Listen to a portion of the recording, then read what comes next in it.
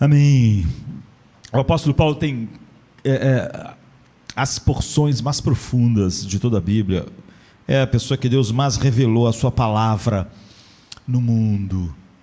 Nosso anseio deve ser as pessoas que mais conhecem e são transformados por tamanha revelação. E quando Paulo, por exemplo, escreve uma carta tão importante como a segunda carta aos Coríntios, chega no final, 1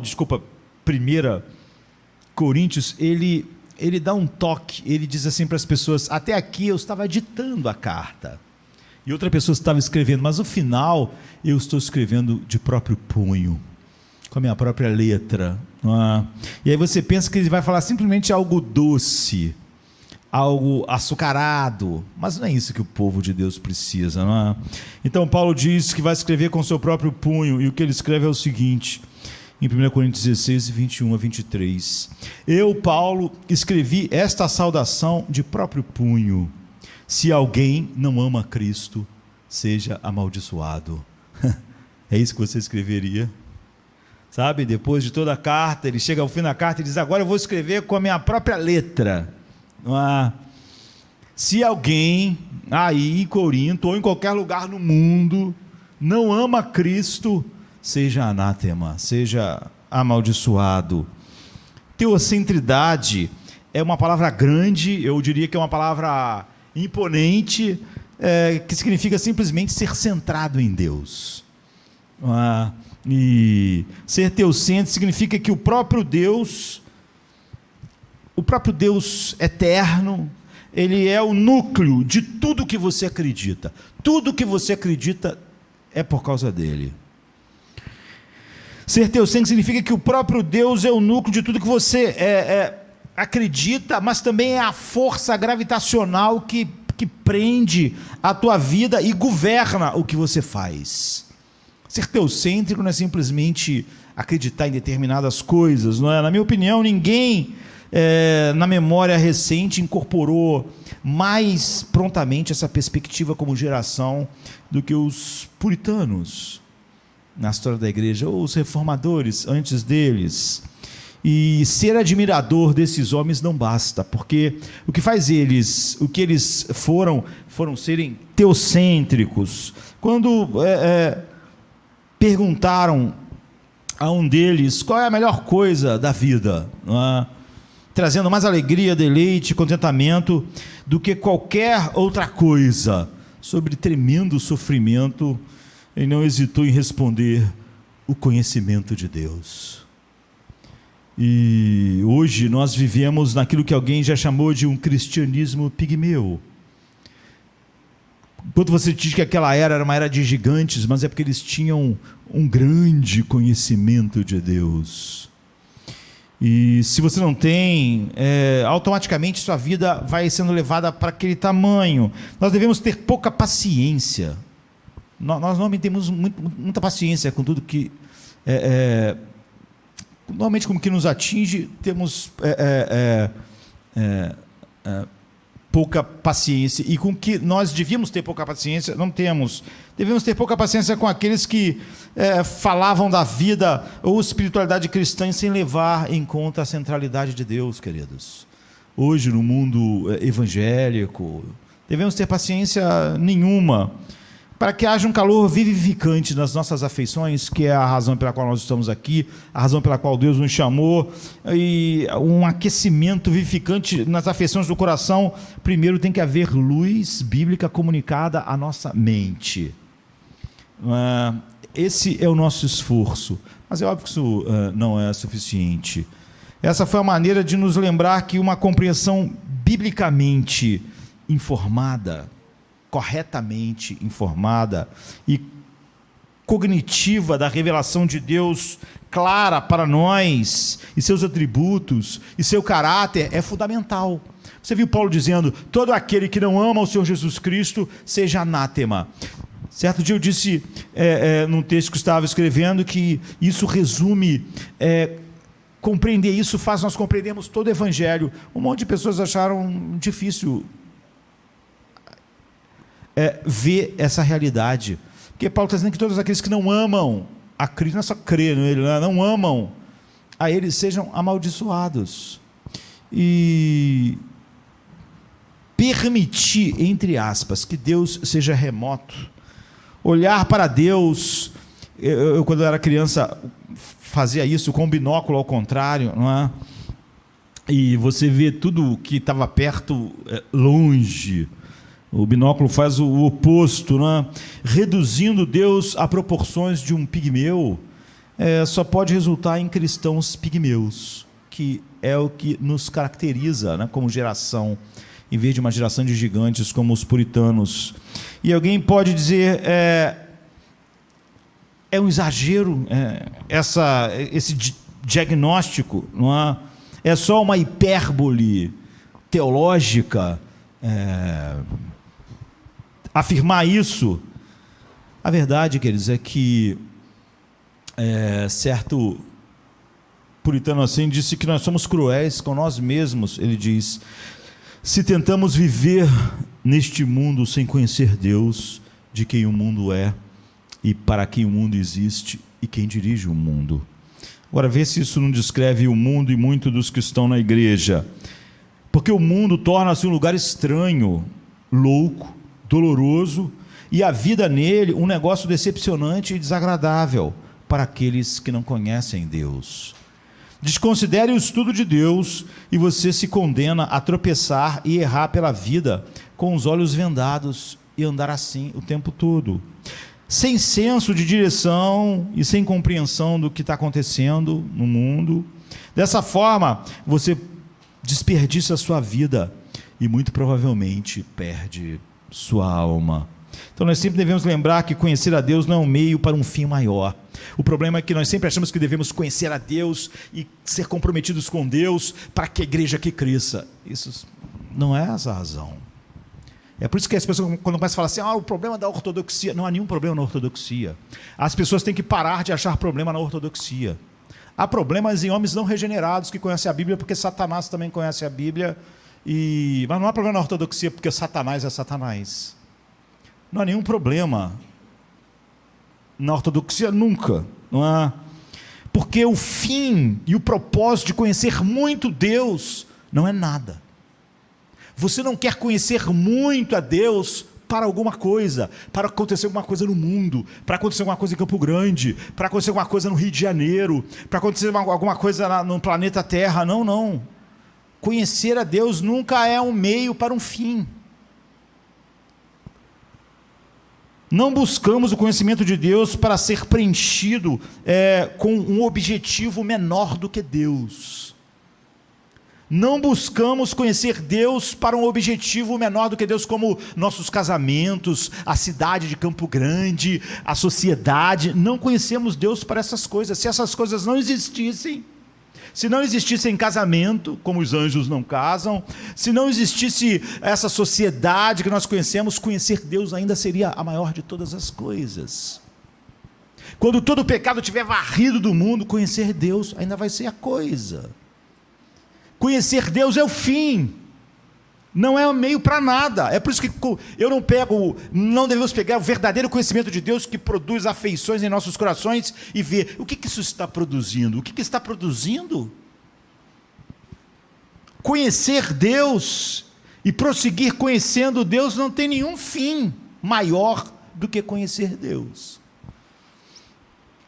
Então, ser preenchido por algum objetivo menor, como um senso mais robusto de autoestima, ou mais poder, ou uma igreja local mais incrível, ou maior alcance terreno, não é o objetivo quando estamos buscando conhecer Deus, o conhecimento de Deus. Eu disse que os puritanos tinham dois propósitos.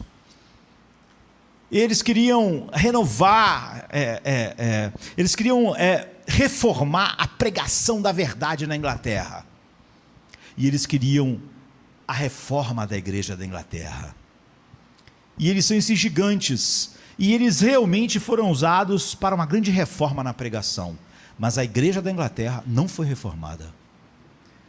Se você olhar para os puritanos como o que a grande pregação e conhecimento da verdade trouxe, do ponto de vista do resultado de reformar a igreja da Inglaterra, você vai dizer que eles falharam e vai dizer que a ortodoxia deles não teve propósito.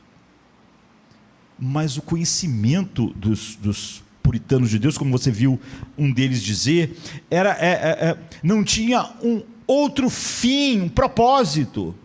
Não é? Podia redundar na reforma da igreja da Inglaterra, não redundou.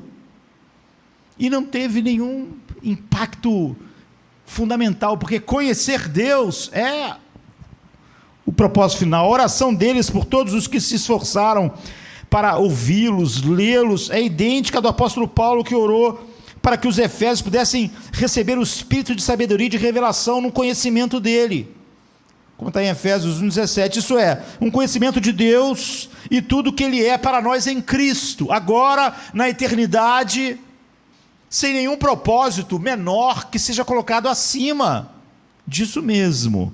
Então, nós começamos ouvindo a palavra escrita e infalível de Deus, enquanto o Espírito Santo lança a luz sobre a natureza do nosso Criador e Redentor Cristo, abre os nossos olhos para enxergar, os olhos do nosso coração, mas a gente sabe que ouvir, como estamos fazendo agora, é apenas o começo. Nós não precisamos realmente ouvir, e nós confundimos espiritualidade com quantidade de coisas, não é? Depois de ouvir a palavra de Deus, não acabou. Eu não estou pronto simplesmente para ouvir o próximo sermão. Depois de ouvir, segue-se a aplicação alegre e voluntária das verdades sobre Deus ao modo como eu penso, ao modo como eu vivo, aquilo que eu valorizo e prezo. E se durante a semana eu não puder aplicar esse sermão a modo como eu penso, aquilo que eu valorizo e prezo, esse sermão foi um desperdício. Conhecer Deus requer que a gente explore diligentemente as maneiras multifacetadas pelas quais Deus se revelou nas Escrituras e nas Escrituras somente. Então envolve um estudo profundo, sincero dos atributos, das ações de Deus, do propósito central de Deus. E então toda a nossa vida, opinião sobre todas as coisas, afeições, o que prezamos e o que não prezamos, o que abraçamos e o que desprezamos, é direcionado por essa verdade. De forma alguma isso sugere que nós podemos dessa forma contribuir ou fornecer a Deus algum tipo de glória. Deus não recebe nada de nós mesmos, não é? Quando você se deleita em Cristo, exalta Cristo, se alegra em Cristo, Jesus não recebeu nada de você, não é? É como, eu estava esses dias olhando um sermão de Spurgeon e falando a respeito disso, é como quando você olha para o sol, hoje, né? Olha e vê cores e ver coisa, o fato de você ver, atribuiu o que ao sol? Acrescentou o que? Teus olhos, eles não dão nada ao ambiente, eles não melhoram as coisas, os seus olhos só recebem. Então você vê a glória da criação de Deus, mas eles não contribuem. Quando você olha para Cristo, como quando Moisés levantou aquela serpente de bronze e botou lá no alto, para todo mundo que fosse picado pelas serpentes, no deserto, olhassem para a serpente de bronze e fossem curados, o que o olhar deles dava para aquela serpente? Não dava nada. Eles recebiam. Assim é Cristo. Olhar para Cristo, manter os olhos fixos em Cristo, não dá nada a Cristo. Ele não recebe nada de nós. Quando nós olhamos para o sol, para a beleza do mundo, e nos alegramos e achamos tudo belo, em que nossos olhos contribuíram com aquela beleza? Em nada. Eles só estão desfrutando. Assim somos nós. Se é certo que o homem tem a glória de Deus como seu objetivo, Se é certo que nós não contribuímos com nada com isso, mas só nos maravilhamos com esta glória. Agora, se é certo que toda a nossa vida dê glória a Deus, seria certo que Deus fizesse qualquer coisa que não fosse para a sua glória? Ou seja, se o objetivo mais alto da minha vida é dar glória a Ele, glorificá-lo pelo deleite, desfrute do que Ele é, Deus teria um objetivo menor do que o meu objetivo? Se tudo em mim deve dar glória a Deus, tudo em Deus deve dar glória a quem? A Ele mesmo, porque senão Deus teria um objetivo menor do que o nosso objetivo. Se os objetivos de Deus estivessem centrados no homem, então o objetivo de Deus seria menor do que o nosso, que não pode ser centrado no homem, mas em Deus. Não é? Então, se o homem não pode ter um propósito maior do que glorificar a Deus, Deus não pode ter um propósito maior a não ser glorificar a si mesmo. Se é errado para o homem buscar um fim menor no seu relacionamento com Deus, menor do que o próprio Deus, seria errado Deus buscar um fim menor do que Ele mesmo na nossa relação. Por isso a ideia de que o conhecimento de Deus tem algum fim menor do que Ele mesmo é um absurdo. A razão pela qual não pode ser certo que o homem viva para si mesmo, como se ele fosse Deus e o centro das coisas, o centro da vida, o centro da igreja, o centro do mundo, o centro da sua própria vida, né? Isso é errado por uma única razão, porque Ele não é Deus e Ele não é o centro de nada, não é? No entanto, não pode ser errado Deus buscar sua própria glória simplesmente porque Ele é Deus. E tudo foi criado por Ele, para Ele, por causa dEle. Assim, aqueles que insistem que Deus não deve buscar a sua glória em tudo que faz, usando aquilo que Ele sabe infinitamente glorificar mais seu nome, tanto na salvação como na perdição, tanto no céu como no inferno, quando as pessoas pensam assim, elas estão realmente pedindo que Ele deixe de ser Deus, e seja como nós, que não podemos viver para a nossa própria glória, nem para nós mesmos, nem como nós fôssemos a coisa mais importante, porque nós não somos, e nós simplesmente estaríamos pedindo que Deus vivesse, que dele deixasse de ser Deus, e que ele fosse como uma criatura, que em vez de viver para si mesma, deve viver para ele, para a glória de Deus. Então, o que mais define Deus? Qual é a coisa que mais define quem Deus Pai é? Nós estamos falando de algo imenso e infinito, mas o que diante de nós define melhor o Pai, para que a gente possa andar junto com Ele? Em João 3,35, a Bíblia diz assim: o Pai ama o Filho. O terceiro capítulo de João recorda a conversa de Jesus com Nicodemos, não é? Sobre a necessidade de um novo nascimento, olhos espirituais, nascer de novo, não é?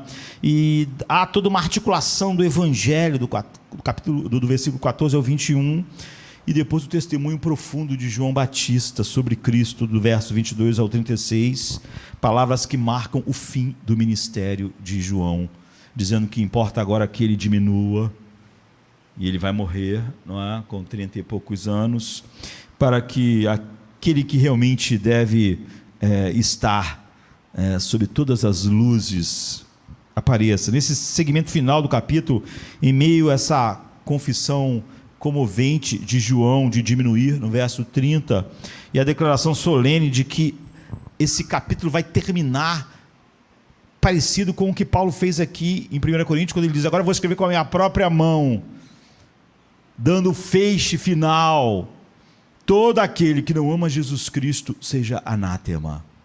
E aqui diz a mesma coisa. Esse grande capítulo ele termina dizendo que nós encontramos as palavras profundas que a gente viu: o Pai ama o Filho. Mas o último verso diz que todo aquele que não crê no Filho permanece sobre a ira de Deus, sobre o anátema de Deus, sobre a maldição de Deus. E essa declaração se destaca por sua simplicidade, não é? Direta, crua, pesada, permanece sob a ira de Deus. Como a anterior, no 35, se destaca, não é? De maneira extraordinária, porque até mesmo o fato de Deus ter nos amado é apenas por causa do seu Filho. Em Cristo Ele nos amou antes da fundação do mundo. Em Cristo, quer dizer o seguinte, fora de Cristo não há nenhum prazer de Deus em nós. Então até mesmo o fato que Deus nos amou remete tão somente para o fato do verso 35 que diz: o Pai ama o Filho. Então o Espírito Santo nos dá um vislumbre da profundidade infinita do coração do Pai. É o que o Espírito Santo faz para glorificar Cristo. Um coração que é eternamente comovido, eternamente se alegra e se deleita em seu Filho infinitamente gerado e amado por Ele. E essa é a fonte da qual nasce toda verdadeira teologia. Não há nada certo em algo que comece com o homem. Não há nada certo em nada que é pregado, que começou com o humanismo secular. Não é que isso é um pouco errado, é um pouco distante. Isso está totalmente longe da verdade de Deus. Nada define tão preciosamente quem Deus Pai é, como o fato de que Ele ama seu Filho com a totalidade do seu ser infinito e a integridade dos atributos perfeitos que manifestam quem Ele é. Nada define melhor do que isso. Nenhum livro do Novo Testamento destaca tanto esse relacionamento entre Deus Pai e o Filho como o livro de João. Existem pelo menos 126 referências diretas e indiretas do relacionamento do Pai para com o Filho e do amor que motiva todas as coisas que o Pai faz. E dessas cento e poucas vezes, 126 vezes, 8 vezes está no livro de João. O Pai ama o seu Filho. Isso é a melhor e mais profunda definição de tudo que você pode conhecer do ser de Deus. Está em João 3,35, 5,20, 10,17, 15, 9, 10, 17, 23 a 24 e 26. E o restante de todo o Novo Testamento repetidamente foca nessa verdade essencial com respeito a tudo que motiva o Pai. A única coisa que o motiva a fazer todas as coisas e que descreve então a identidade do Pai e o caráter do Pai.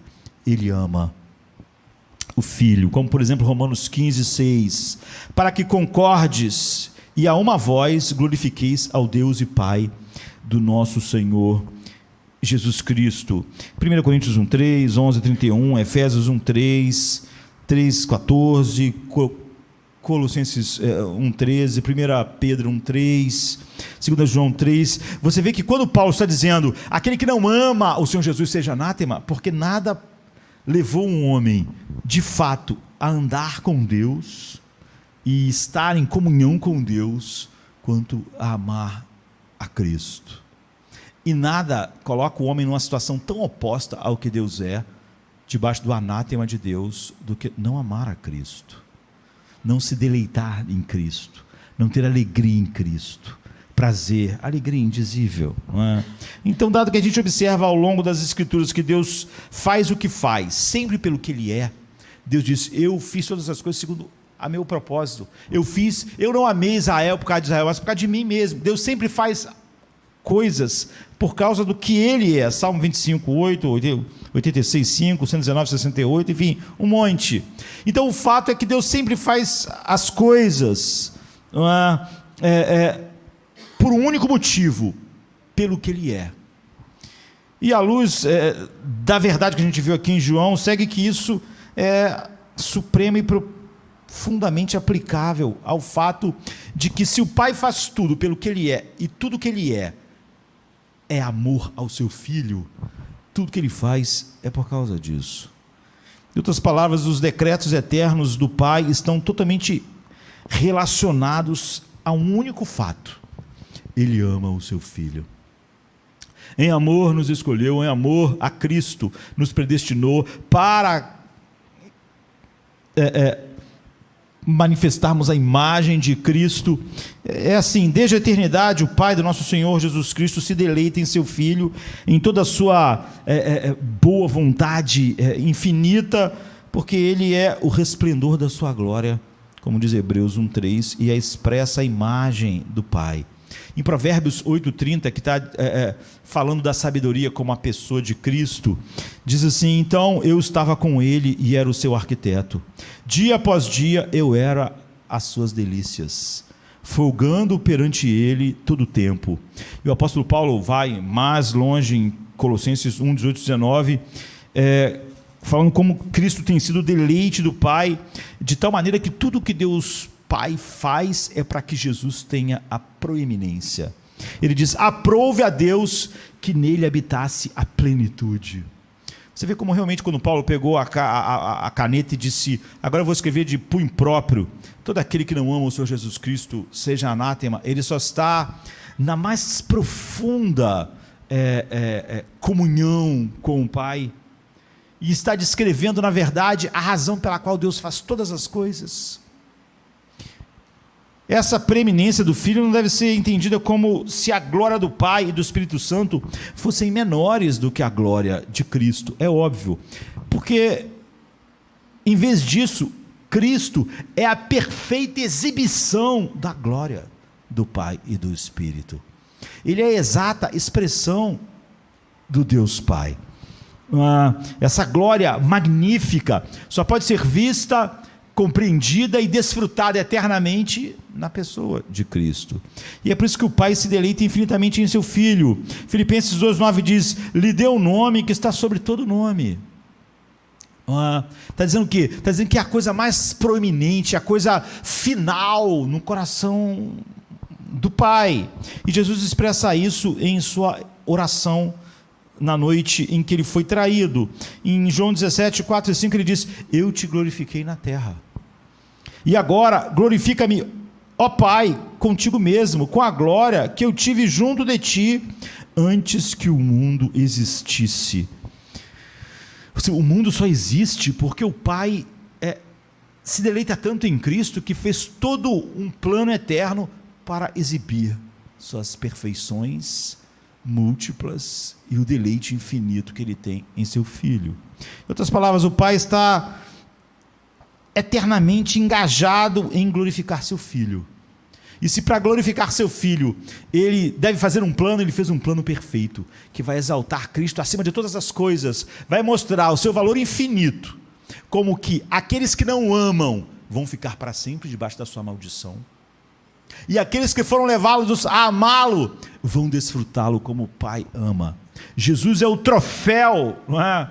É aquilo que Deus tem para aqueles que Ele salva, e é aquilo que é perdido pelos que se perdem. Perdem Cristo, perdem o amor do Pai, não perdem o céu ou alguma coisa. Então o Pai se compraz em seu Filho, porque seu Filho é o reflexo perfeito deles mesmo, e ao contemplar o Filho, o Pai conhece a si mesmo perfeitamente, ou seja, ele não há nada nele que ele não conheça perfeitamente no Filho. Não há nada que nós, dentro dos limites da criatura, poderemos conhecer do Pai, a não ser no Filho. Então, à luz desse relacionamento especial entre o Pai e o Filho, nós concluímos que a Trindade está nesse relacionamento que nunca teve início, de amor. Quando você é levado para esse relacionamento de amor, você então foi levado pela graça à felicidade, à bênção, a ser bendito. Quando você não é levado para esse relacionamento de amor, então Paulo diz: todo aquele que não ama o Senhor Jesus seja anátema, seja amaldiçoado, porque essa é a maldição. Então o Pai, na pessoa do Espírito Santo, comunica. É através da pessoa do Espírito Santo que o Pai comunica a essência total do seu amor à pessoa do seu Filho. E o Filho também, na pessoa do Espírito Santo, a gente pode dizer, ele retribui. Na pessoa do Espírito Santo, o Filho comunica a essência total do seu amor ao Pai. Portanto, o Espírito Santo é o quê? É o elo de amor que une o Pai e o Filho no relacionamento infinito de amor que nunca teve início nem fim. E o mesmo Espírito, e só Ele, pode pegar a obra do Filho e nos levar para esse relacionamento. Isso explica porque as Escrituras testificam que o Espírito Santo procede, você vai ver isso, o Espírito que procede do Pai, e às vezes o Espírito que procede do Filho. É o mesmo Espírito. Assim, como é que ele procede do Pai e procede do Filho? Está falando a respeito disso, explica porque ele procede do Pai e do Filho, porque há essa comunhão sem interrupção entre o Pai e o Filho no Espírito Santo. Assim como o Espírito Santo procede do Pai para comunicar ao Filho o seu amor infinito, procede também do Filho para comunicar ao Pai o seu amor infinito. E a única maneira de sermos levados a esse amor infinito entre o Pai e o Filho, para que a gente veja a glória que ele tem com o Pai antes da fundação do mundo, é o Espírito Santo também fazer isso em nós, nos levar a isso. Então, assim, como o Espírito Santo procede do Pai e comunica o seu amor ao Filho, procede do Filho e comunica o seu amor ao Pai, então o Pai e o Filho conhecem e amam um ao outro de maneira completa e compreensiva através do Espírito Santo. E o amor de Deus, então, quando esse Espírito é derramado em nós, o amor de Deus é derramado em nossos corações pelo Espírito Santo que nos foi dado. E é por isso que então nós começamos a amar a Cristo. É por isso que começamos a ter as afeições que o Espírito produz, as afeições de alegria indizível e etc. Em várias ocasiões, Cristo explicitamente se referiu a esse relacionamento de amor entre Ele mesmo e o Pai. Por exemplo, em Mateus 11, 27, Ele diz: ninguém conhece o Filho, senão o Pai. E ninguém conhece o Pai, senão o Filho. Em Lucas 10, 22, diz: ninguém conhece quem é o Filho, senão o Pai. Nem quem é o Pai, senão o Filho. Em João 10, 15 diz: assim como o Pai me conhece a mim, também eu conheço o Pai. Então, nesse relacionamento eterno, Pai e Filho, no Espírito Santo, eles experimentam satisfação eterna e completa um no outro. Tudo que o Filho é para o Pai é prazer infinito, alegria infinita. Ele é o Filho amado em quem o Pai se compraz. E o Pai é esse objeto de amor para o Filho no Espírito. Porém, é importante, é necessário que a gente entenda que as Escrituras destacam mais o amor do Pai pelo Filho. Não porque ele seja maior ou mais verdadeiro, mas porque isso, como eu disse, se você quiser conhecer o Deus Pai, essa é a coisa proeminente. Deus Pai sempre vai falar: este é o meu Filho amado, este é o meu Filho amado. Várias vezes, Jesus na terra, por exemplo, você vai ver ele dizendo: Pai Santo, Pai Santo. Mas o Pai sempre que fala do Filho, fala: este é o meu Filho amado. Você não pode falar algo maior sobre quem Deus Pai é do que o Pai ama o Filho. Não é? Então, este é o meu Filho amado em quem eu me comprazo, em quem eu tenho todo o meu prazer. Mateus 3,17, 17,5. Então, o foco está sempre especialmente em um pai amar e glorificar o Filho, contemplando o Filho com alegria indizível e a demonstração brilhante, porque tudo que existe, todo o plano eterno foi feito pelo Pai, o decreto eterno foi feito pelo Pai por causa desse amor. Por isso ele é tão enfatizado, porque nada na história pode ser rastreado a sua fonte sem chegar ao fato de que aquilo existe, quer o céu ou o inferno, por causa do amor do Pai pelo Filho. Quão apropriado é que o Filho então seja o objeto do amor do Pai, queridos? Pense nisso, não é? Como você já pensou na monstruosidade diante do Pai, quando alguma coisa é um objeto de amor mais interessante para você do que o seu filho? Pense no Pai e no Filho. Quão apropriado é que o Filho seja o objeto do amor do Pai. O Pai, com sua personalidade perfeita e seus atributos de dimensão infinita, devia ter um objeto infinito para essas afeições, para essas perfeições. Ou ele não poderia ser pleno. Então, o caráter infinito e perfeito do Pai precisava de um objeto perfeito para o seu amor eterno, o seu amor infinito. Uma coisa finita não podia ser um objeto adequado. Então ele encontra em seu filho, que é completamente coigual a ele, na infinidade da magnificência de todos os seus atributos, e quem ele, no Espírito Santo, ama com todo o amor da sua divindade infinita. Não é? E não havia nenhum outro objeto que pudesse ser, já que Deus faz o que faz, porque Ele é, e tudo que Ele é definido pelo amor infinito que Ele tem pelo seu Filho. Segue que o amor infinito do Pai pelo Filho, que está no seu seio, é o motivo de tudo que Deus Pai faz. Deus Pai nunca tem outro motivo.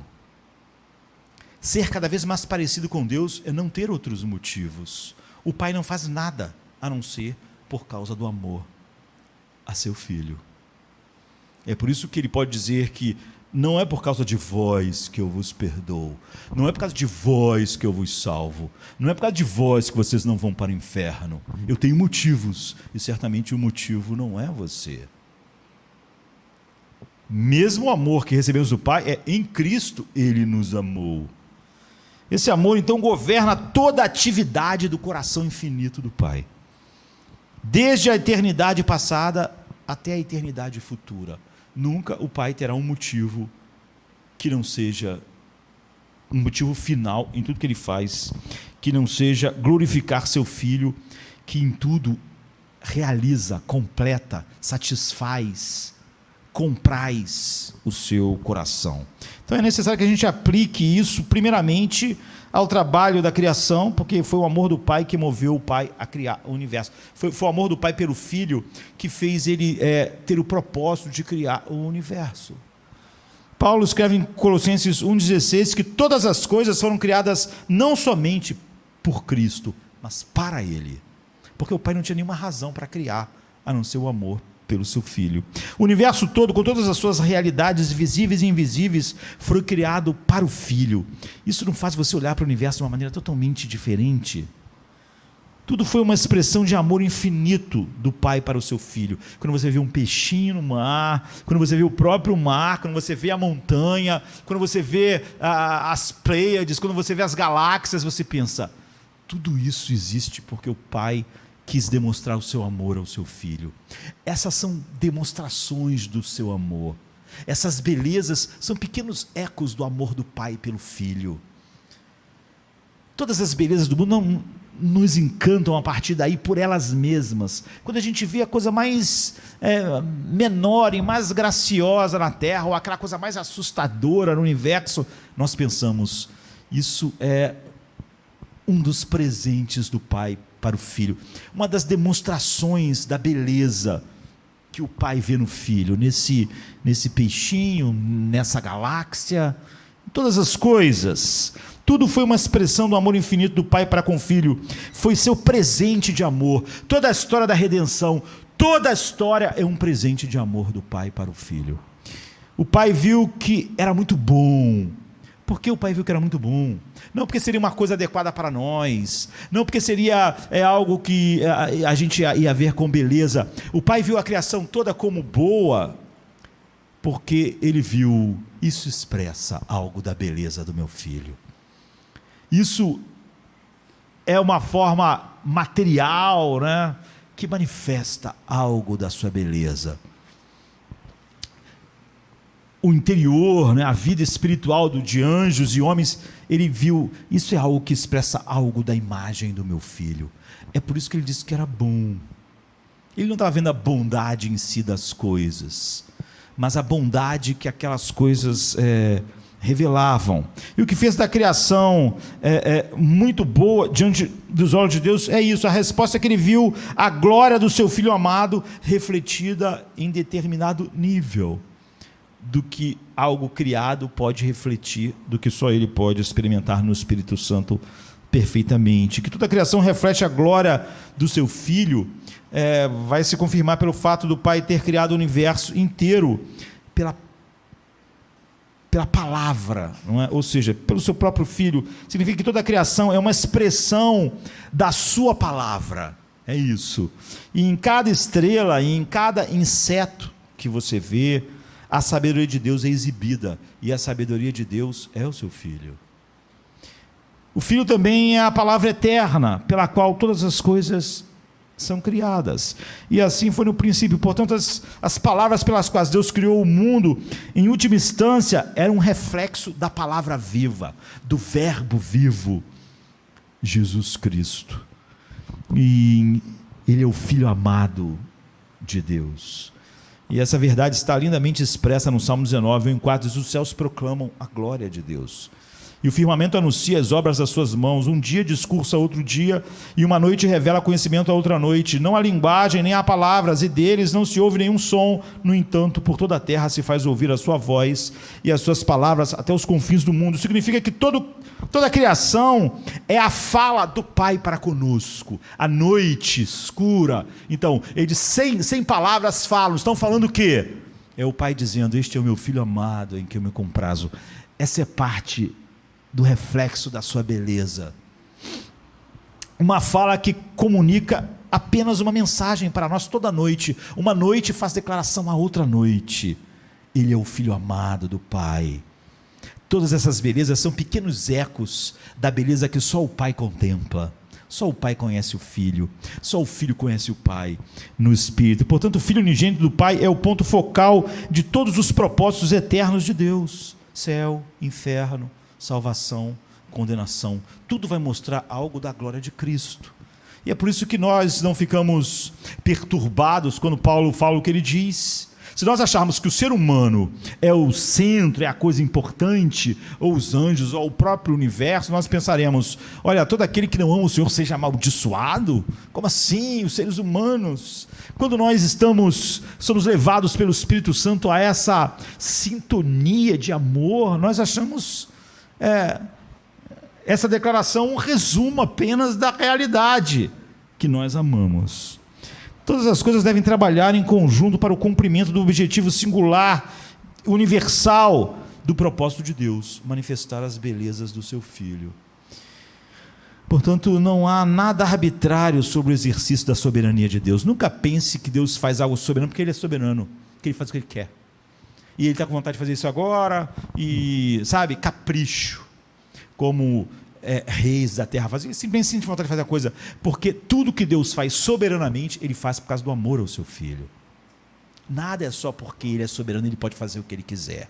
Isso é verdade, mas Ele não faz nada assim, não é?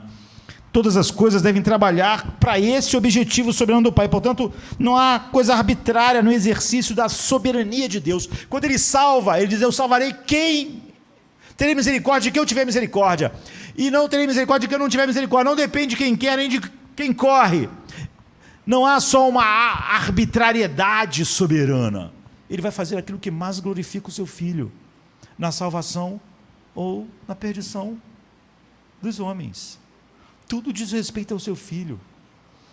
Cumprir isso é o propósito da sua boa vontade soberana. Ele está sempre objetivando a glória do seu Filho em tudo que Ele faz.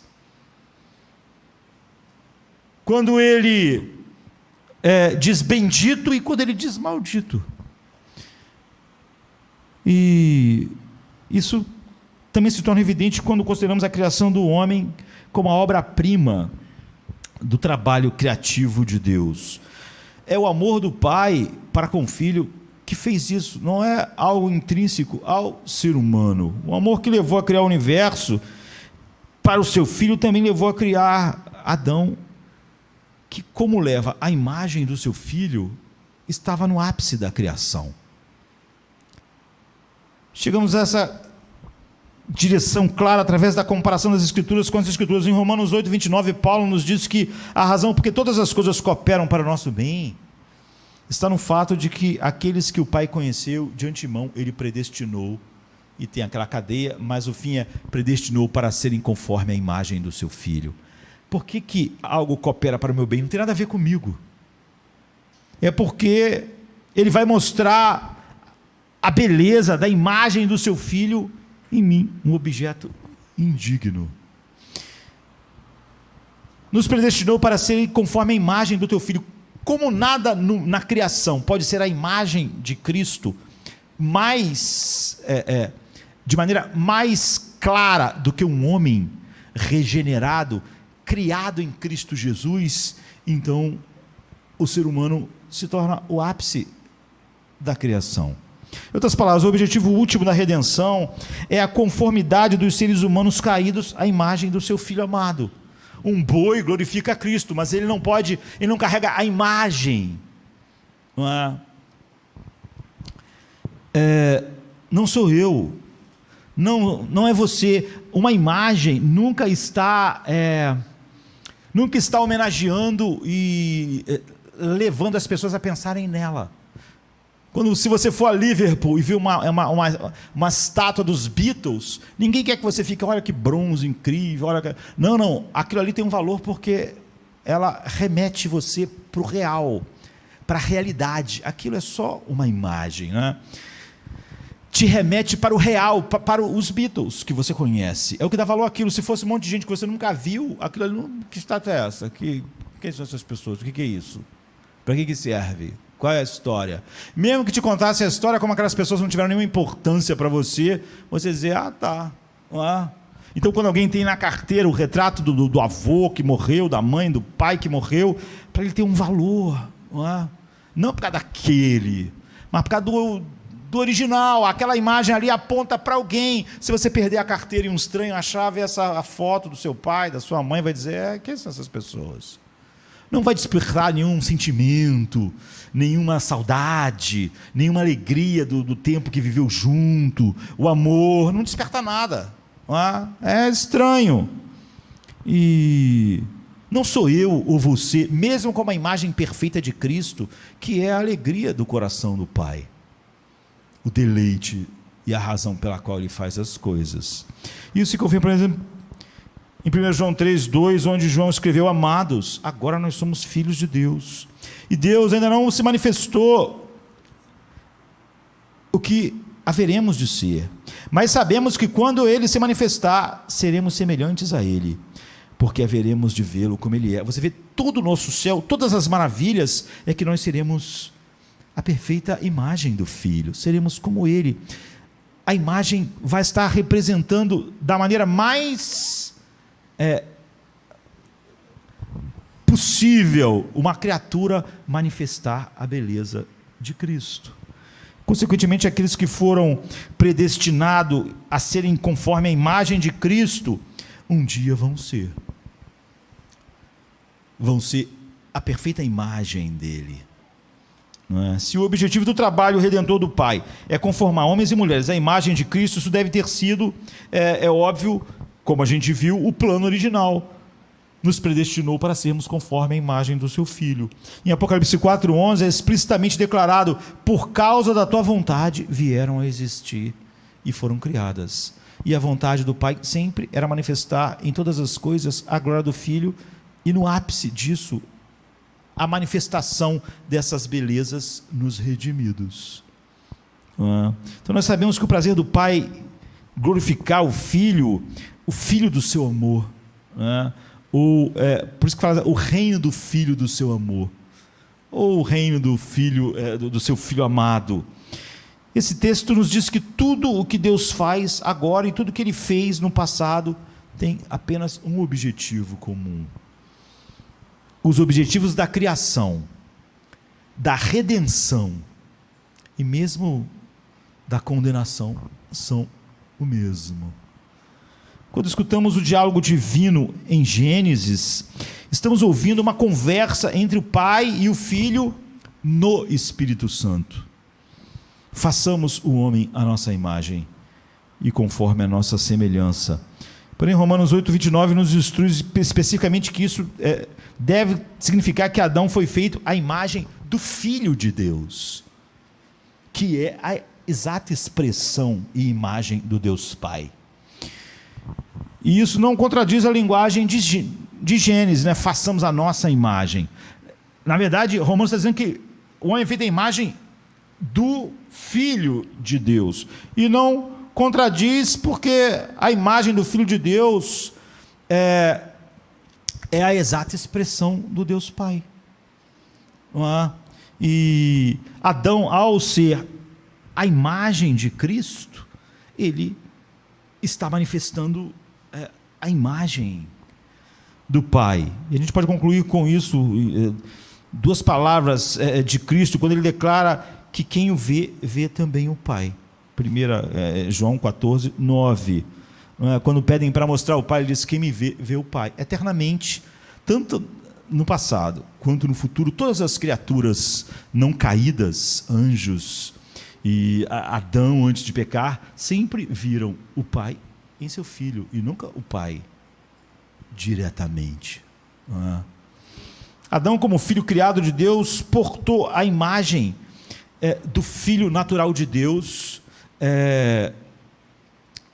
que foi perdida, desfigurada, mas que vai ser restaurada a um nível ainda maior, porque mais belezas, perfeições de Cristo são manifestas nos redimidos eternamente do que é óbvio em Adão, porque tem tudo o que foi feito na cruz manifestando belezas que ninguém conhecia a não ser o Pai. Então isso é que tornou a obra-prima da criação de Deus o ser humano, simplesmente por causa do seu amor ao Filho. Não tem nada a ver com o ser humano. Apesar de toda a criação refletir a glória do Filho, Adão fez isso de uma forma superior. Por quê? Porque Deus deu a Adão capacidades. Ele foi a coroa criativa de Deus.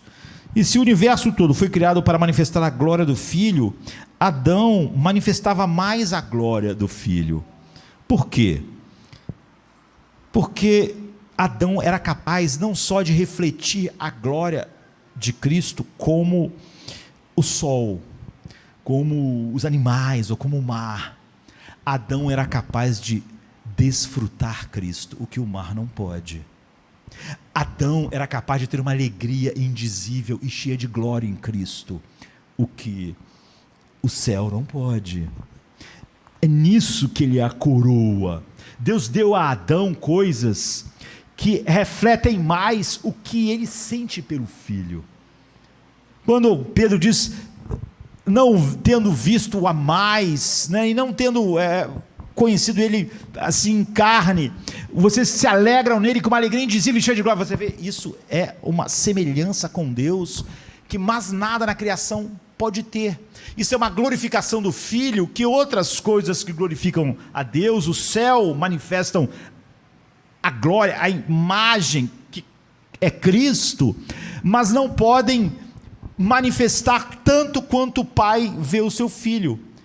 Mas o homem, e o homem redimido, pode, porque ele pode se deleitar em Cristo. Ele não só mostra, Cristo pode ser o seu tesouro precioso, como é a do Pai. Toda a alegria dele pode estar em Cristo, como a do Pai está. Então o Pai o criou com as faculdades intelectuais e as faculdades espirituais para conhecer, amar, servir ao Filho, como o cachorro não pode, como o leão não pode, como a baleia não pode. A baleia não pode, simplesmente não tem as faculdades espirituais e intelectuais para desfrutar, se deleitar e fazer de Cristo o seu tesouro, como o Pai faz. E é nisso que o homem está separado de toda a criação. Adão, antes de pecar, e agora mais ainda, num nível ainda mais profundo de conhecimento e desfrute, aqueles que foram redimidos. Foi isso que se constituiu a alegria de Adão no Éden. Qual era a alegria de Adão no Éden? Foi a pessoa de Cristo, na qual o Pai se revelou a Adão. João 1,18 diz que Deus nunca foi visto por alguém. Nunca. Deus é o Deus invisível. O Filho unigênito que está no seio do Pai, este o fez conhecer. Ninguém jamais viu o Pai, nem no céu, nem na terra. Se nenhum homem ou nenhum ser jamais viu a Deus em sua essência espiritual, não é? Ele é o Deus invisível, eterno, imortal. Se ninguém jamais viu a Deus em sua essência espiritual, e isso inclui, é óbvio, Adão e Eva, não é? Inclui tudo, ninguém. Portanto, o Filho unigênito de Deus, ele é o único que revela o Pai, o Filho. Estando presente, então, eternamente no coração do seu Pai, o Filho manifestou esse amor, manifestou essa glória a Adão e Eva.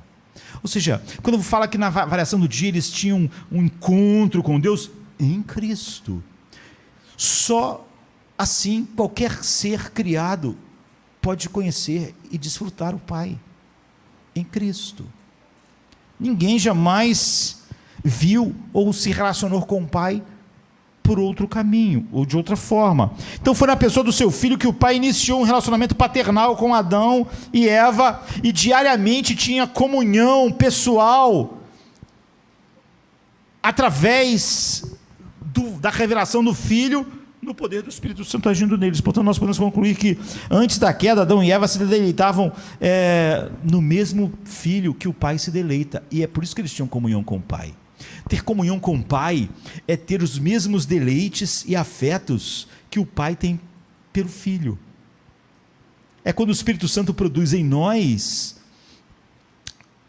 esses sentimentos infinitos do Pai pelo Filho, na proporção da nossa finitude. E sendo então portadores da imagem do seu Filho, porque as outras coisas tudo glorifica a Deus, ainda continua glorificando, não é? Mas todas as outras coisas não podem desfrutar Cristo como nós podemos. Então o Pai contemplou o reflexo do seu Filho eterno de uma maneira mais profunda em Adão do que no resto da criação. E ao ver um reflexo mais profundo, uma revelação mais perfeita do seu Filho em Adão do que em todo o resto da criação, ele amou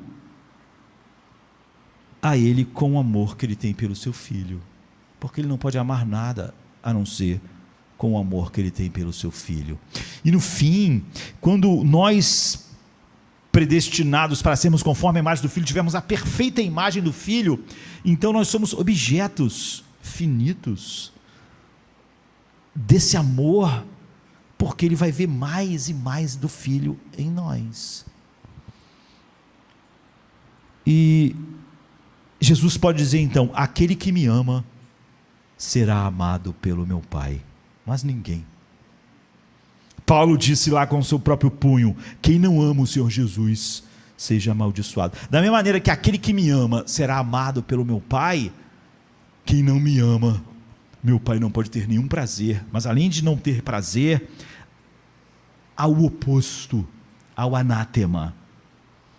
Se isso é verdade, para pecadores redimidos que amam o Filho com um amor imperfeito, como nós amamos a Ele hoje ainda, se apesar das imperfeições claras da nossa vida, em nosso amor e desfrute de Cristo, o amor do Pai está sobre nós,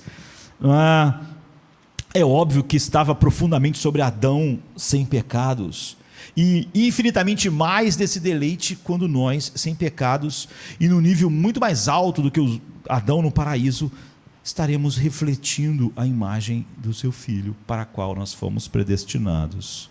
Resumindo, o Pai criou o homem para seu Filho e a sua imagem, para que o homem pudesse conhecer e amar o seu Filho e viver para a sua glória, e ter nele alegria, deleite. Você vê como ser salvo não é simplesmente crer em fatos históricos, e quando essas pessoas tentam afastar o amor, o deleite, o gozo em Cristo, elas estão se afastando da única razão pela qual Deus faz todas as coisas, portanto de toda a verdade de Deus. Isso verdadeiramente agrada ao Pai, que ama o seu Filho, e o que explica seu deleite nos filhos dos homens, apenas quando eles amam o seu Filho, se deleitam em seu Filho. Só que o que naturalmente o homem é exatamente o oposto disso.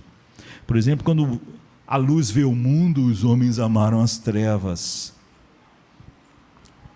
e não a luz, Então a desgraça da queda do homem é a perda disso.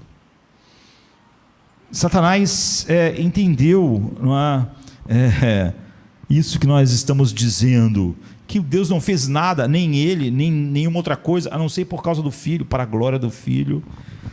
E John Bunyan, por exemplo, ele diz que, na sua obra A Guerra Santa, não é, que Satanás aspirou a glória do Filho. Quando você aspira, e todo homem aspira a glória que pertence a Deus, ele está aspirando a glória que é do Filho de Deus. Esse foi o pecado. Essa é a essência do pecado, o pecado de Satanás. Agora, essa rebelião incitou Deus ao quê? A expulsar Satanás, os anjos que também participaram disso. O Pai sequer consegue tolerar a presença, a não ser com a sua presença de ira infinita, quem não ama o seu Filho. É por isso que Paulo escreveu aquilo com o seu próprio punho. Então, daquele momento em diante, Satanás se tornou, nós podemos dizer, o inimigo jurado do Filho de Deus. E toda a história se tornou um campo de batalha na qual Satanás guerreia contra Cristo. É por isso que a Bíblia diz que haverá sempre guerra entre a semente da serpente, que é todo homem não regenerado, e a semente da mulher. E nós sabemos como isso terminaria. Ele esmagaria a cabeça da serpente, que lhe feriria o calcanhar. É óbvio que Deus decreta todo esse drama para mostrar mais ainda as belezas infinitas do seu Filho. Portanto, não surpreende que Satanás imediatamente tenha focado na única criatura que portava a imagem de maneira mais profunda do Filho de Deus. Então ele procurou a hostilidade em seu coração, procurou mirou diretamente o coração de Deus, aquilo que Deus ama e a razão pela qual Deus faz todas as coisas. Ele sabia que ao fazer o homem cair, ele, pelo menos ele pensou, roubaria a alegria infinita de Deus naquilo que portava a maior imagem do seu Filho. Pelo fato do homem ser semelhante, criado para ser a imagem do seu Filho e desfrutar e se deleitar em seu Filho como o Pai faz, e isso colocasse ele na coroa da criação, porque a outra parte da criação não pode fazer isso. É isso que torna a queda do homem tão terrível e miserável. É isso porque a ira de Deus se acende. É isso porque Deus decretou a morte de todos os homens. É isso, por isso que Deus diz que maldita é a terra. É por isso que o mundo é como é. Tudo por causa do amor do Pai pelo Filho. Cada morte, cada enterro, cada tragédia, cada coisa que marca esse mundo caído, está dizendo: o que não glorifica o meu Filho merece a minha ira infinita. E isso que os homens experimentam é apenas um pequeno eco dessa ira, porque essa ira é tão forte como é forte o meu amor, e meu amor pelo meu Filho é simplesmente infinito. Como a descrença e a rebelião do homem, tanto no passado como no presente, provocam a ira de Deus, um pai que ama o Filho. Quão justo teria sido o pai, então, se tivesse irrevogavelmente rejeitado e amaldiçoado toda a humanidade caída, como ele fez com os anjos. E ele poderia fazer isso. A ideia de que Deus tem que perdoar e salvar alguém é só a tolice de corações não regenerados, que acham que realmente o que impulsiona o pai a fazer o que ele faz é o homem e não o seu filho. Ele não quis salvar nenhum anjo para mostrar o valor infinito do seu filho em justiça, e é o que ele fez. Se ele achar que salvar alguns dos que não amam o seu filho, levando-os a amá-lo profunda e perfeitamente, glorificará uma beleza do seu filho, a glória da sua graça, então ele fará, e é isso que o motiva. Porém, não lhe agradou fazer com os anjos. Isso se torna muito mais marcante quando consideramos que é exatamente isso que o Pai fez, não é? Com Satanás e todos os anjos. Para eles não há redenção. Eu vou mostrar o valor infinito do meu filho. Justiça. Vocês foram criados por Ele, para Ele e por causa dEle. E não glorificaram, nem manifestaram o que foram criados para manifestar. Sua perdição eterna está selada para sempre. Não é que eles se arrependem, porque se arrepender seria em seus corações nascer um verdadeiro amor por Cristo, mas só o Espírito Santo, que é o vínculo do amor no coração do pai para o filho e do filho para o pai, que pode criar isso em alguém. Então, o arrependimento bíblico não é não querer ir para o inferno. Satanás não quer e ninguém quer, porque o homem ama a si mesmo, e o Satanás também ama a si mesmo, e não quer nada que ache que vai ser ruim. Ele não ama é Deus, não é? A resposta está no fato de que o pai ama o filho. E a diferença marcante entre anjos e homens é que, ao colocar a sua imagem assim no homem, e na restauração deles manifestar mais da beleza do seu filho, como o pai sempre é motivado pelo amor ao seu filho, ele vai fazer o que sua sabedoria infinita sabe manifestar mais da glória do seu filho. Por isso Paulo fala sobre vasos preparados para a destruição e vasos de misericórdia. É óbvio que não são os vasos que são o centro e a importância, senão todos os vasos teriam que ser de uma determinada forma, mas é o que Deus quer mostrar através desses vasos. Então, porque ele ama o seu filho, ele propôs vindicar eternamente a honra do seu filho por meio da redenção de seres humanos caídos, para se tornarem mais perfeitamente a imagem do seu filho do que eram antes, e mostrar os valores infinitos do seu filho, que pode transformar um ser tão vil como o homem, que largado à sua própria natureza não será diferente de um demônio, a transformá-lo na imagem do seu filho. Isso confirma que não há nada arbitrário sobre os decretos e propósitos eternos de Deus, pois o grande objetivo do seu propósito soberano é redimir filhos e homens para mostrar mais a glória do seu amor pelo seu filho. Se a profundidade de tudo isso nos exaspera, não é? Porque está tão acima de nós ou da nossa suposta importância, como podemos começar a compreender o trabalho da redenção? Como pode ser que foi do agrado do Pai esmagar o Filho, fazê-lo maldição, para que nós fôssemos feitos justiça de Deus? Porque assim, mais da beleza do seu Filho, que o Pai via eternamente nele, seria mostrado. Como podemos compreender que o Pai escolheu homens caídos antes da fundação do mundo, Efésios 1,4, para se tornarem recipientes do seu amor, do mesmo amor que ele tem pelo seu Filho, João 17,26, e para serem conformados à imagem do Filho, Romanos 8,29, nós, sabendo que o mesmo objeto do seu amor era o objeto da sua ira, mas que, ao ele decretar que eles serão a imagem do seu filho, passam a ser objetos do seu amor. Que surpresa foi quando então o Espírito Santo, que procede do Pai e do Filho, causou a concepção miraculosa de Cristo. Um homem nascido no mundo que não vem de Adão, como todos nós caídos. Ele é concebido de uma maneira totalmente diferente. Quando Maria pergunta, como será isso? A resposta é: descerá sobre ti o Espírito Santo, e o poder do Altíssimo te envolverá como uma sombra, e aquele que nascer de ti será o Santo. Lucas 1:35, né? No momento em que isso ocorreu, o segundo Adão começou a se formar dentro do ventre, ou seja, o Filho eterno de Deus, incriado, se tornou um homem também, não é? Emanuel, Deus conosco. Naquele momento bendito, não é? Que seria de todos nós aqui hoje, e todos os servos de Deus em todos os lugares ou em todos os tempos, sem esse momento, no qual depende toda a história da humanidade, do homem, da redenção. Deus e o homem foram unidos para sempre, na pessoa do seu Filho amado, Filho de Deus e Filho do homem. Deus e o homem foram unidos na pessoa de Cristo, com essa conexão que nunca mais pode ser quebrada por toda a eternidade. Para sempre, Jesus é um homem. Eternamente, Ele é um Deus. Ele nem sempre foi um homem, não é?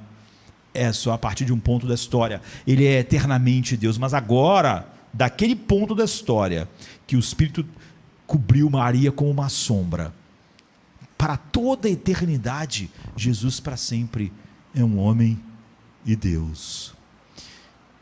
Que realidade extraordinária, que a palavra de Deus é eterna, o amor eterno do Pai se tornou carne. Isso é tão incrível que Paulo diz: grande é o mistério da piedade. Para que filhos e filhas realmente possam expressar a imagem perfeita do Filho de Deus para todo sempre. Em suma, o Filho de Deus se tornou como nós, para que nós nos tornássemos como Ele. Uma grande miríade de homens que manifestam perfeitamente as perfeições e a beleza do Filho de Deus, levando a sua imagem. E então esse é o grande mistério. Deus foi manifesto na carne. 1 Timóteo 3,16. E para realizar essa obra incrível, para ver a boa vontade do Pai prosperando, o Filho teve que ser pregado na cruz, e ele, vendo todo o propósito do Pai, não é, em amor infinito por ele, espontaneamente quis glorificar o Pai em todas as coisas no que o Pai planejou. E um dia mais escuro da história, que vai ser lembrado para nós para todos sempre, um dia único em toda a eternidade, Jesus foi separado da comunhão do seu Pai, e bradou: Deus meu, por que me desamparaste? Nós sabemos, Ele sabe, quão inexplicável deve ter sido esse sofrimento para aquele que havia estado eternamente e perfeitamente unido, sendo objeto do amor do Pai. Nós nunca vamos poder saber. Porém, para o bem de todos os que foram colocados em Cristo, teve que ser assim. E para que as maiores belezas que só o Pai via em Cristo, derramando em amor através do Espírito que procede do Pai e do Filho, que retribui esse amor no Espírito, esse plano perfeito se torna realidade. Então Jesus diz: está consumado. O Pai então não consegue se conter mais, nós podemos dizer assim, se é que a gente pode usar essa expressão, se não foi irreverente, não é? O Pai não consegue se conter mais, então ele rasga o véu que separava aqueles que ele deu ao seu Filho dele para sempre. Rasgou o véu que separava, Mateus 27, versículo de alto a baixo, né?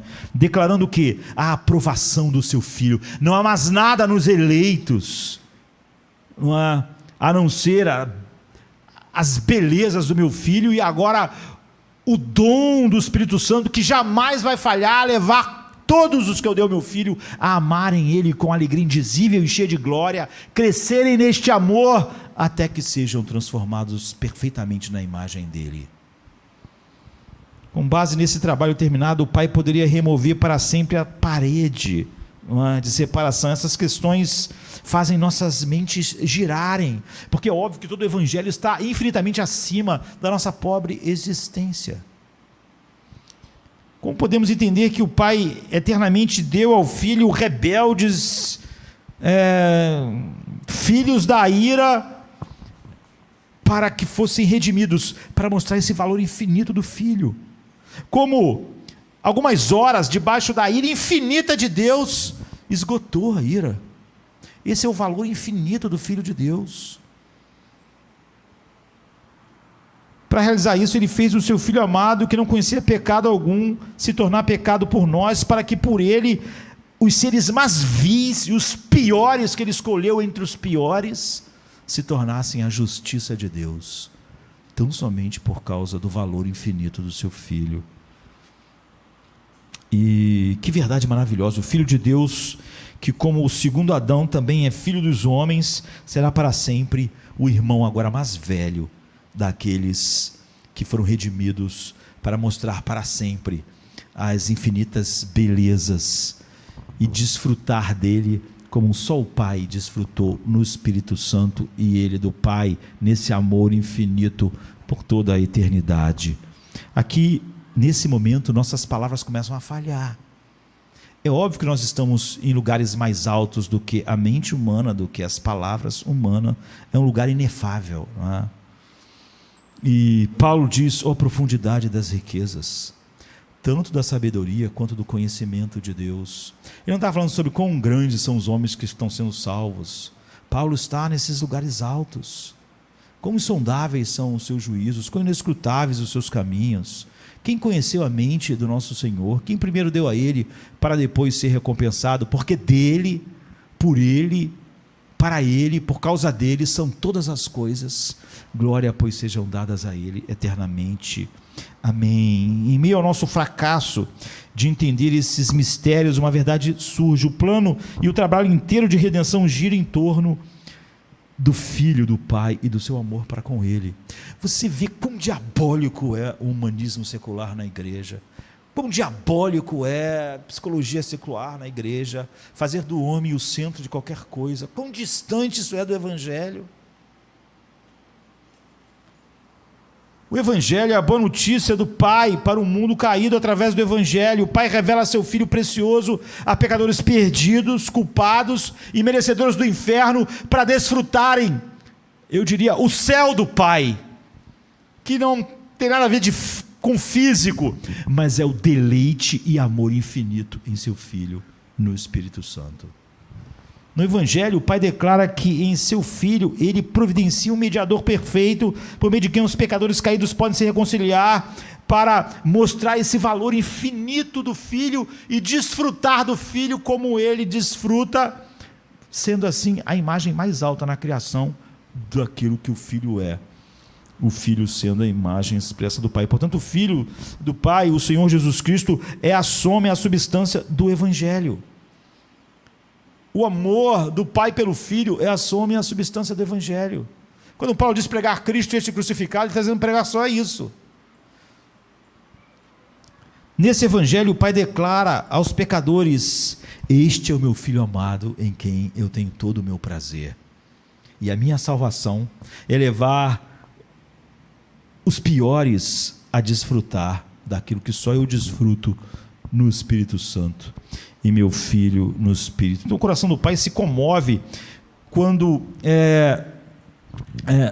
todo o plano está sendo concretizado no tempo certo, na plenitude dos tempos. Cada uma das coisas são feitas e todo o seu poder, toda a sua vontade decretiva, toda a sua soberania não é arbitrária, é sempre motivada por uma única coisa: esse amor pelo seu Filho, não é? Então, quando o Espírito Santo move alguém, esses pecadores veem Jesus como seu tudo, como o único tesouro, como a única coisa que realmente satisfaz a alma, da plenitude. Por isso, sem isso não há nenhuma salvação, queridos, porque é óbvio que sem isso Deus não está levando homem nenhum para onde Ele está, o deleite que Ele tem em seu Filho. Cristo mesmo declarou: e serão todos ensinados por Deus. O que Deus nos ensinaria? Tudo que Ele faz só tem um propósito, um objetivo, e motivado por uma única coisa: o seu amor pelo seu Filho. Portanto, todo aquele que da parte do Pai tem ouvido virá a mim, vem a mim, porque o Pai não fala nada a respeito de outra coisa, nem faz nada sobre outra coisa, já que o Pai ama o seu Filho. Segue que quando os pecadores realmente, através do Espírito Santo, ouvem o Pai, eles amam o Filho, se alegram no Filho, se deleitam no Filho, com alegria indizível. E ao chegarem, serem levados eficazmente ao Filho, então crerem em tudo que Ele é a prova última de que o Pai, mediante o Espírito, está concluindo o seu trabalho. Deu um novo coração, novas afeições, novos afetos. E já que é a boa vontade do Pai que pecadores venham ao seu Filho e se tornem como Ele, totalmente centrado em seu Filho, o foco de todo o ministério verdadeiro é totalmente centrado em Cristo, ou ele é falso. O grande propósito do ministério evangélico fiel é somente Cristo. Não tem nenhum foco. O seu foco não é mudar o mundo? Não. Seu foco não é salvar o mundo? Não. Deus não vai salvar o mundo, não é? Ele vai salvar a igreja no mundo.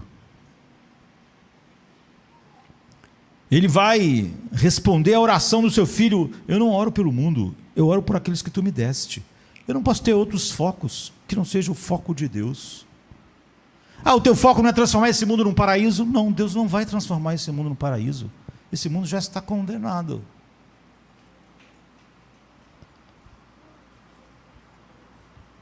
Quando nós pregamos o Evangelho, nós estamos confiando de que o Espírito Santo trará os homens que o Pai deu ao seu Filho, ou nós não pregaríamos. Assim como o sistema solar gira em torno do Sol, também todo aspecto do ministério evangélico deve girar apenas em torno do amor infinito do Pai pelo Filho, no poder do Espírito Santo. Nós não temos outros objetivos menores. É óbvio que, como nós somos luz, a presença da igreja na terra abençoa a terra de várias maneiras, com mudanças, com melhoras, mas principalmente porque enquanto na terra estiverem os filhos de Deus, a ira infinita de Deus não vai cair definitivamente sobre os homens, aqui, no mundo.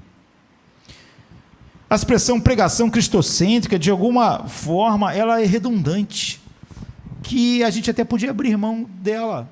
Pregação cristocêntrica. Por quê? Porque se não é cristocêntrica, não é pregação, não do Evangelho. Não existe pregação do Evangelho cristocêntrica e pregação do Evangelho não cristocêntrica. Se alguma pregação não é cristocêntrica, não é pregação do Evangelho. Portanto, a ideia de pregação cristocêntrica é uma redundância, como se pudesse haver uma verdadeira pregação não cristocêntrica. Porque pregar, o que é pregar se não é pregar um Pai totalmente centrado no Filho, no poder do Espírito Santo e no seu plano eterno para manifestar este amor. Pregação que agrada ao Pai é totalmente centrada em Cristo. E não tem problema de que, se as pessoas não vão gostar de Paulo pegar a caneta e escrever: todo aquele que não amar o Senhor Jesus Cristo seja anátema, porque isso é o que o Evangelho é. Não parece politicamente correto, mas nós não estamos no mundo para falar coisas que o mundo perdido quer ouvir. E você pode pensar: então como o mundo vai te ouvir se você ficar falando coisas que ele não quer ouvir? Porque todos aqueles que o Pai deu ao seu Filho vão ser ensinados pelo Pai e vão ouvir. E ao pregar a verdade, a ortodoxia, nós não estamos preocupados quais serão os resultados que as pessoas gostam de chamar de práticos. Se nós fôssemos Jeremias, que pregou 40 anos e ninguém se converteu, isso não teria nenhum problema. Ou Noé. Ou se nós pregássemos no império, em vez desse império se tornar algo maravilhoso, ele mandasse nos decapitar como mandou a Paulo, isso também não tem nenhum problema. Porque o propósito de Paulo era que Cristo seja glorificado em meu corpo, em minha vida. Quer pela minha vida, quer pela minha morte. Você vê como ele está realmente em unidade com o coração do Pai. Ele está dizendo o seguinte: se esse mundo não gostar e quiser me decapitar, então estará tudo bem. Não há nenhum fracasso nisso. Porque quer pela minha vida, quer pela minha morte, Cristo deve ser glorificado, deve ser evidenciado para o mundo que Ele é o amor da minha vida, como é o amor do Pai. Ele é o meu deleite, como Ele é o deleite do Pai. Isso são palavras de um homem verdadeiramente salvo. O Pai, portanto, edifica homens que testemunham do seu Filho, do seu valor, com palavras e com deleite, com alegria, para que o seu Filho seja supremamente glorificado no coração e na vida de pecadores que o Espírito Santo chamar. Porque você vê, mesmo entre o Pai e o Filho, o vínculo de amor entre eles é o Espírito Santo. E esse amor só está em nós, o amor que o Pai tem pelo Filho, E é óbvio, o Filho tem pelo Pai, porque o amor de Deus foi derramado em nossos corações pelo Espírito Santo que foi dado a nós. Somente quando a pregação é cristocêntrica, o Pai é glorificado, porque Ele é exaltado somente quando o Filho é colocado no lugar mais alto, e todas as coisas só existem para glorificar o seu Filho. A marca de um ministério da palavra é que ele é preocupado com Cristo, o Filho do Pai, com um desejo irresistível de pregar Cristo e suas riquezas inescrutáveis, não visando nenhum objetivo maior do que esse. Aí você vai fazer a igreja crescer? Não sei. Não importa. Nós não temos nenhum objetivo além desse. Nós não pegamos coisas menores para colocar como objetivos maiores do que Cristo sendo mostrado como Ele é aos olhos do Pai. Esse é o objetivo, quer na vida, quer na morte. Tal ministério é endossado pelo Pai, como? Através do Espírito. É isso que Paulo está dizendo quando ele diz: me propus nada a saber entre vós, a não ser Cristo, e este crucificado, porque é assim que Ele é mostrado mais gloriosamente. Se isso vai ser um escândalo, as pessoas não vão gostar, outros vão ficar escandalizados, outros vão ficar com raiva, não importa. Não era o objetivo que eles gostassem, ou que eles achassem maravilhoso. O objetivo é Cristo. E agora, o Pai vai glorificar Cristo chamando alguns, e para esses será o poder de Deus. E é o que eles faziam todos os dias. No início, ainda estava essa coisa de ir no templo, o entendimento em Atos dos Apóstolos vai crescendo. É muito perigoso, as pessoas várias vezes usam Atos dos Apóstolos como um livro de doutrinas, mas doutrina na Bíblia é aquilo que a Bíblia coloca como doutrina, não é? O que a Bíblia só está contando como acontecimento não está sendo estabelecido como doutrina. Os apóstolos iam no templo, logo eles parariam, não fazia nenhum sentido ir ao templo, não acontecia mais nada lá que a cruz não tivesse abolido. A igreja estava sempre reunida o tempo todo. A Bíblia não estabelece essa doutrina. Você não vai ver isso a partir das cartas de Paulo estabelecido como doutrina. Para escolher um outro apóstolo, eles lançaram sorte. Você não olha para Atos e aprendi, agora o negócio é lançar sorte. Quando a gente quer saber alguma coisa, lança sorte, porque eles lançaram sorte. Nada disso está estabelecido em nenhuma doutrina. Doutrina é estabelecida na Bíblia como doutrina. E havia uma revelação progressiva. Logo, você não vai ver mais os apóstolos indo ao templo, mas no início eles iam. Houve um crescimento no entendimento contínuo no livro de Atos dos Apóstolos, né? O que em Atos foi estabelecido como doutrina é doutrina, mas o que está sendo contado, Elias se ajoelhou 7 vezes, então não está estabelecendo doutrina nenhuma das 7 ajoelhadas, não é? Jesus cuspiu, não está estabelecendo doutrina nenhuma, não é uma doutrina. E muitas pessoas pegam o livro de Atos e começam a estabelecer doutrinas, e pegam outras coisas na Bíblia que não é doutrina e começam a estabelecer como doutrinas, o que é corromper a verdade de Deus e estabelecer mentiras como verdade, porque estabelecem doutrinas normativas onde Deus não estabeleceu. Então, todos os dias, lá naquele início, eles iam no templo e pregavam exatamente isso. E nas casas. Por que nas casas? Porque naquela época não tinha as sinagogas. No início o Império Romano tratou os cristãos melhor, porque achou que era uma seita judaica, mas assim que percebeu que aquilo não era judaísmo, o cristianismo começou a ser perseguido. É óbvio que ninguém se reúne num lugar público quando está sendo perseguido e morto. Se reúne da maneira mais discreta possível. E é óbvio que durante grande parte da história da igreja, no início, tiveram que se reunir discretamente em casas, sem chamar atenção, sem fazer muito estardalhaço, porque eles estavam sendo mortos e assassinados. E o Pai escolheu esse tipo de ministério centrado em Cristo, cristocêntrico, para formar um povo para si mesmo, para que Cristo, seu Filho, seja supremamente glorificado e formado dentro deles. É tudo porque o Pai ama o Filho. Qual o propósito aqui de Janela da Pregação? É formar cada vez Cristo mais precioso para você, juntos aqui. Nós podemos ou não comer uma pizza juntos, mas não é esse o propósito da igreja. Nós nos reunimos em torno da verdade para que Cristo seja formado junto em nós aqui como igreja. A igreja se reúne para adorar, para tomar daquilo que Cristo estabeleceu como parte da nossa adoração, dos sacramentos, para pregar, para equipar os santos, para que eles se espalhem e espalhem a verdade de Deus. Por essa razão, e somente por ela, é que Deus escolheu um povo em seu Filho e deu a ele no conselho eterno, e redime ele, e une ele, e conforma eles a seu Filho, e molda as pessoas que vão se deleitar eternamente em seu Filho, como ele se deleita. Um povo que adorará o Filho de Deus, sempre dizendo, como está em Apocalipse 5,12, com grande voz diziam: digno é o Cordeiro que foi morto de receber o poder e riqueza e sabedoria e força e honra e glória. Como podemos então magnificar suficientemente o Pai pelo fato de que ele foi eternamente movido em si mesmo para nos tornar nós pecadores, que glorificaríamos muito o valor de Cristo sendo condenados eternamente? Ele escolheu para nós glorificarmos o valor dele de uma maneira ainda mais elevada, nos tornando a sua imagem. Esse Deus majestoso não é digno do nosso amor mais profundo?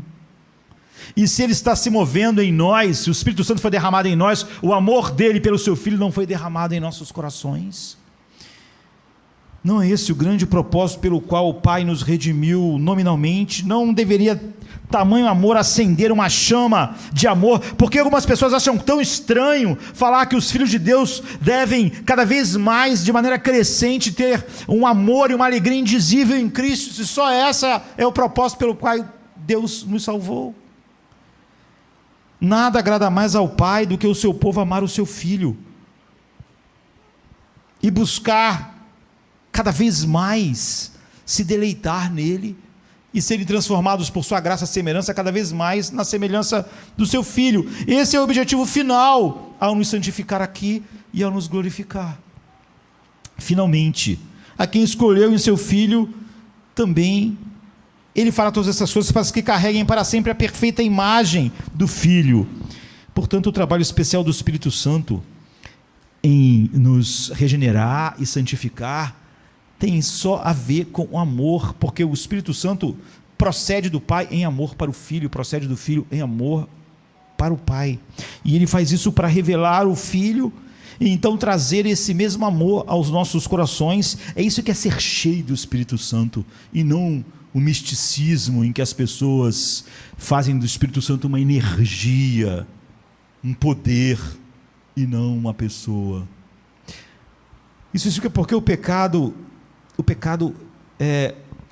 entristece especialmente o Espírito Santo que habita em nós, porque o pecado é exatamente uma declaração de uma não perfeição de Cristo, de que algo oposto a Cristo é mais desejável do que Ele.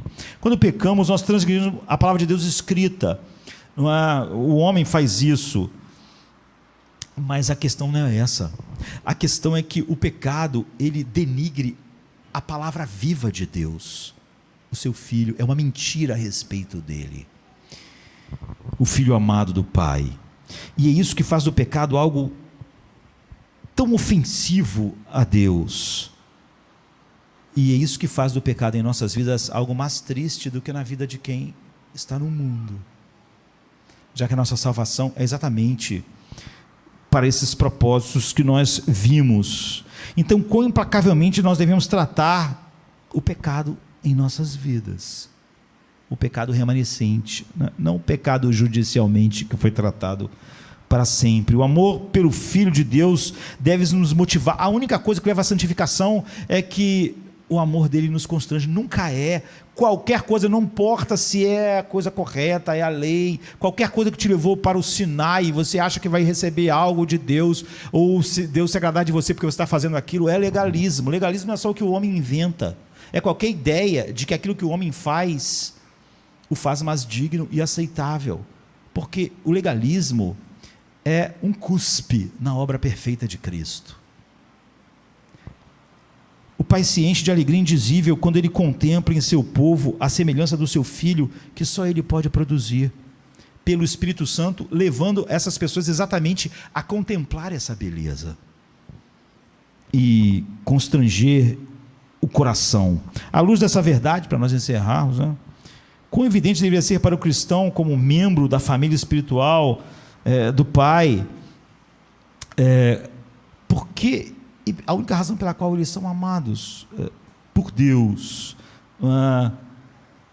o amor do Pai foi derramado em nossos corações, nada mais como era antes em nós. Esse deleite espiritual no Filho é o ingrediente essencial da salvação, é a marca da salvação, é a marca da regeneração, e Jesus Cristo se torna para todos eles, não é, esse objeto de amor, deleite, alegria, prazer.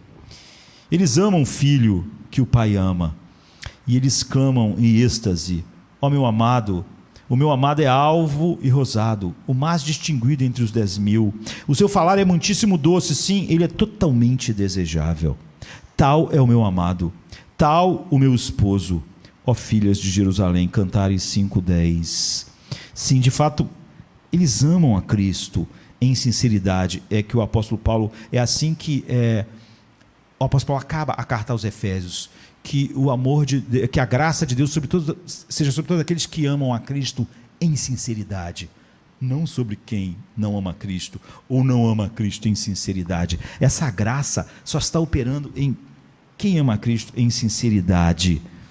E nós adoramos ao Pai e falamos graças a Deus pelo seu dom inefável. Inefável é indescritível. Uma coisa inefável é uma coisa que uma linguagem humana não pode descrever o seu valor, sua beleza. E Jesus é um dom indescritível. Então ele diz seu dom inefável. Esse amor sincero por Cristo é sempre o teste crucial da verdadeira salvação.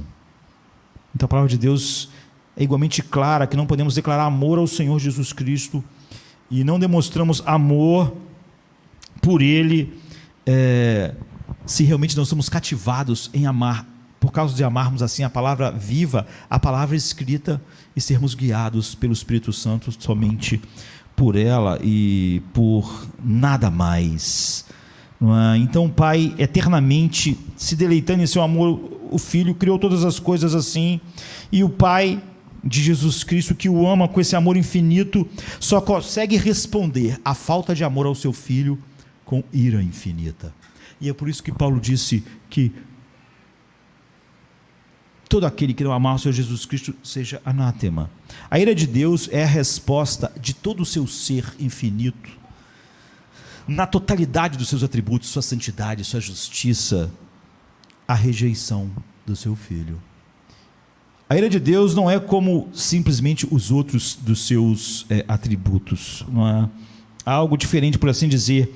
Antes, a ira de Deus é a resposta de todos os atributos de Deus a algo que não ama o seu Filho. Portanto, a ira de Deus é parte do seu amor ao seu Filho, e não separada do seu amor. Se não houvesse pecado algum, não haveria manifestação da ira de Deus.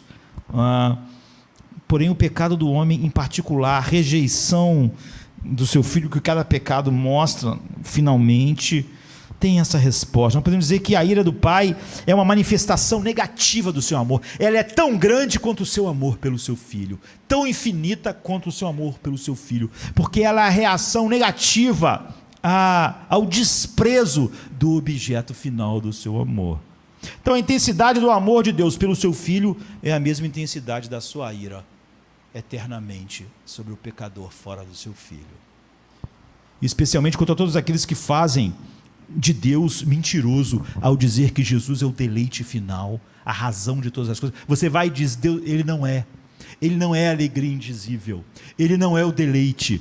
Você faz de Deus mentiroso e difama o objeto do seu amor.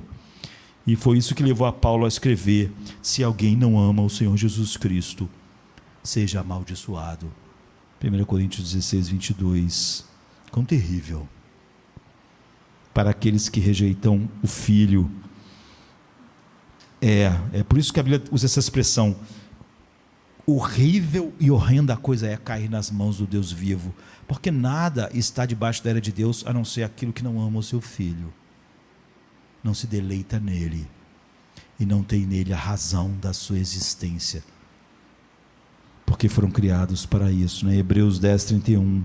Isso explica a admoestação solene do apóstolo, que menciona um salmo. Ele diz: vede que não rejeiteis ao que fala a palavra viva, né? Porque se não escaparam aqueles que rejeitaram o que na terra os advertia Moisés, muito menos nós, se nos desviarmos daquele que é dos céus, o Filho de Deus, porque o nosso Deus é um fogo consumidor. Isso também explica imediatamente, após o texto de João 35, o pai ama o filho, não é? Terminar: aquele que não crê no filho, aquele que crê no Filho tem a vida eterna, mas aquele que não crê no Filho não verá a vida, mas a ira de Deus permanece sobre ele. Isso nos leva a uma conclusão inescapável: a existência do inferno é o eco do amor infinito de Deus pelo seu Filho, por isso ele é eterno. A mesma força com que o Pai ama o Filho, negativamente se manifesta em tudo o que não ama o Filho. Então a existência do inferno tem tudo a ver com o amor do Pai pelo Filho, da mesma maneira como a existência do céu.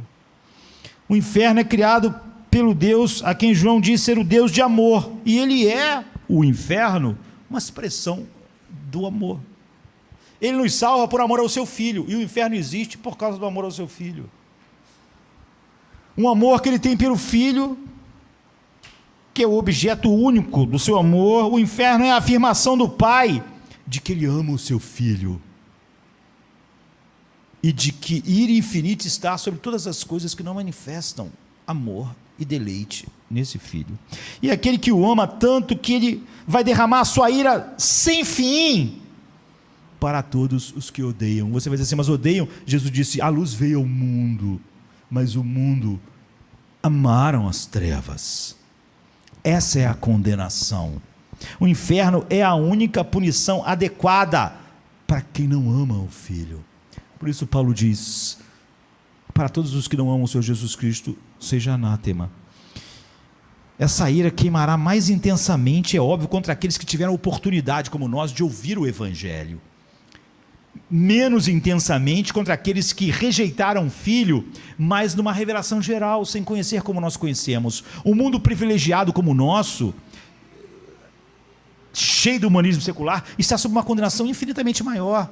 E nós, se não estivermos salvos, estamos sob uma condenação muito maior, porque conhecemos muito do Filho. Ser culpado de não crer nesse Cristo, o Filho amado do Pai, é o crime de todos os crimes. De tal maneira que Jesus diz que quem mais conhece Ele e menos o ama, mais culpado é. Então ele diz assim: ai de ti, Corazim, ai de ti, Betsaida, porque se em Tiro e em Sidom se tivesse se manifestado, né, através do que ele fez, o que foi manifestado a vocês, há muito eles teriam se arrependido. E contudo vos digo que no dia do juízo haverá menos rigor para Tiro e Sidom do que para vós outros. Tu, Cafarnaum, elevar-te-ás porventura até o céu, descerás até o inferno. Porque se em Sodoma se tivesse operado o que foi operado em ti, teria ela permanecido até os dias de hoje. Digo-vos, porém, que menor rigor haverá no dia do juízo para aquela terra, para Sodoma, do que para contigo. Mateus 11:21. Jesus está dizendo o seguinte: quem mais conhece sobre mim e menos me amou, não é? E me desprezou, ai de ti, pior será, porque tudo, céu e inferno, é a respeito do amor do Pai pelo Filho. E a conclusão disso tudo é: o Salmo 2 é marcante quando ele diz para nós: beijai o Filho, para que não se irrite e não pereçais no caminho, porque dentro em pouco se lhe inflamará a ira. Bem-aventurados todos aqueles que nele se refugiam. Que todos nós confiemos, sermos levados a dia, confiar, ser conformados, se deleitar naquilo que o Pai se deleita, porque essa é a razão pela qual Ele faz todas as coisas. E a Bíblia diz: como andarão duas pessoas juntas se não houver acordo entre elas? Você só pode andar com Deus se amar a Cristo como Ele ama. Isso serve para tudo, né? Como andarão junto? Como você vai ser de Jardim da Luz se você não concorda com o Jardim da Luz? Como você vai trabalhar num lugar se você não concorda? Como você vai estar vivendo com alguém na mesma casa se você não concorda? Será? Deus diz, como dois andarão juntos se não houver acordo? Ele está dizendo o seguinte, como vocês podem andar comigo se não amarem meu filho sobre todas as coisas como eu amo? Se vocês não forem levados a isso, vocês não estão andando comigo. É maravilhoso quando a gente lê o pai ama o filho, porque não há nada na história que não esteja e aconteça por causa desse amor. Vamos ficar de pé.